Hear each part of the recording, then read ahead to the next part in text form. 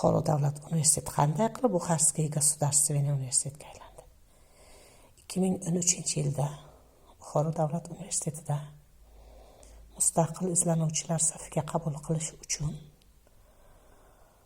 bosh binoda layoqat testi tashkil qilindi. Talabgor sifatida hujjat topshirdim va testda ishtirok etdim. Kerakli ballni yig'ib, testni muvaffaqiyatli topshirib guvohnomaga ega bo'ldim. Kompyuterda berilgan savollarni yechgunimga qadar boshidan oxirigacha tepamda tik turdingiz, Gulmurod Zaripov.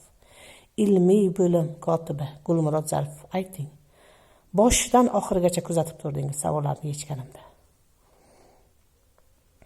Guvohnomani qabul qilish uchun Toshkentga borganimda O'zbekistondagi barcha oliy o'quv yurtlari talabgorlarining hujjatlari kelgan, faqat mening hujjatim yo'q edi.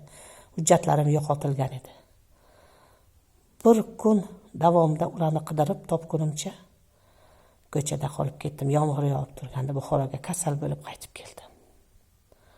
Guvohnomani qo'lga kiritib keldim.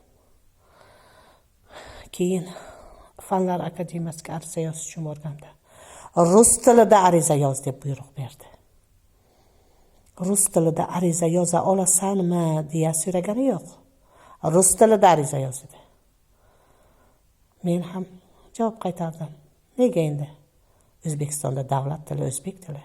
O'zbek tilida ariza yozaman dedim. Va o'zbek tilida ariza yozib topshirib keldim. Shundan so'ng 2014-yil 2-sentyabrda Buxoro davlat universitetida saralash komissiyasi majlis tashkil qilib, ko'chaga uloqtirdi. Hatto o'zim o'qigan Buxoro tumanidagi 28-umumta'lim maktabiga o'qituvchi sifatida ishga joylashishimga ham yo'l berilmadi. Sizlar bugun Putindan bekorga mukofot qabul qilib turibsizlarmi? O'zbekistondagi Putin sevarlar, Putin va uning rejimining oshiqlari. Boshimga qanday kunlarni solgansizlar, hammasini birma-bir aytib beraman.